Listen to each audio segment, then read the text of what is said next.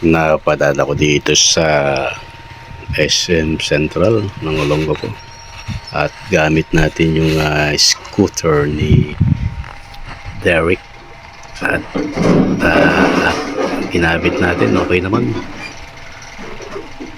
Ayun, at magandang takbo pala nito at mabilis din naman ang andar niya.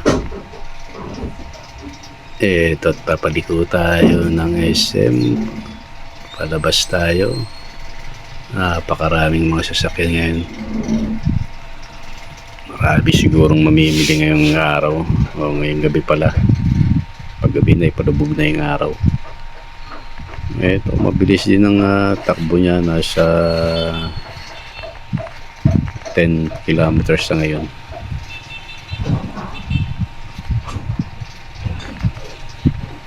Ayan si security guard.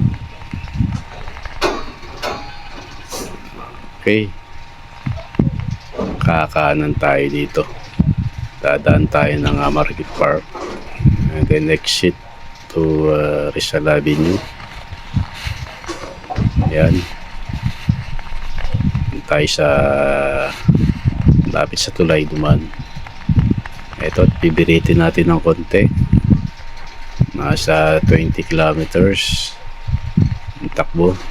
Ayan, nakalagpas na tayo ng tulay ng Market Park, and ayan, medyo nagta-traffic dito sa banda rito sa intersection ng Ulo ng Apoy.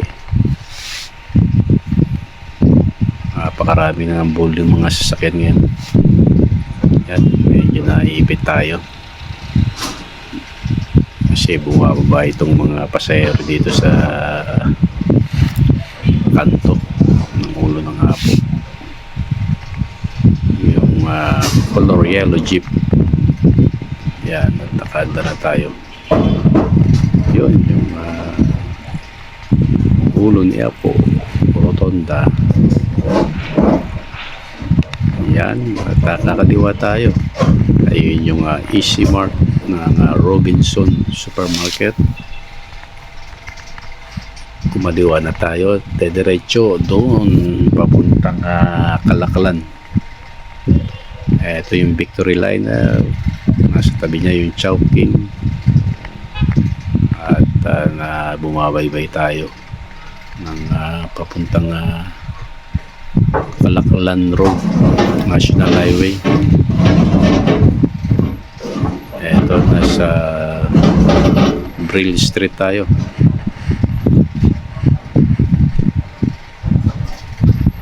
Okay, medyo nakakapagod din pala pagka gamit mo yung scooter, kasi yung pagka traffic, syempre bababa mo yung paa mo, tapos medyo ipapadyak mo na konti at ibabalance.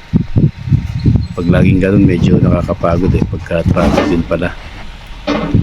Sarap gamitin talaga itong e-scooter. Ito yung Lucky C. Ayan, ang ganda ng kalsada dito, napakakinis. Ito yung Kalaklan Bridge.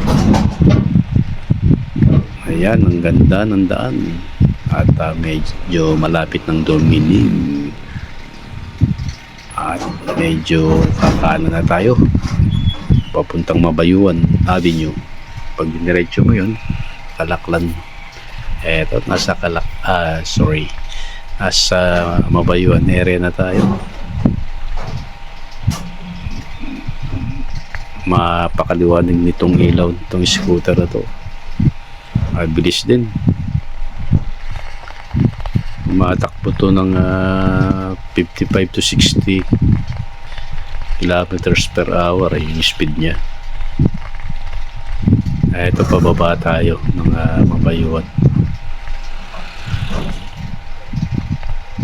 Hindi pa natin na-try na mag-ride ng malayuan Kailangan dito lang muna, testing para magamay. Eto, nasa Mabayuan Court na tayo.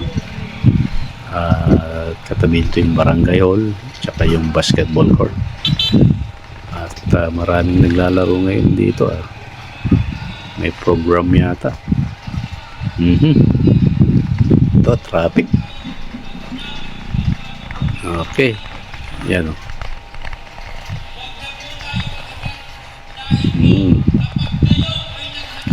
May activities yata dito sa Barangay Hall ng Mabayu. Okay, alright. Hanggang dito na lamang. Thank you sa inyong panonood. Hanggang sa muli.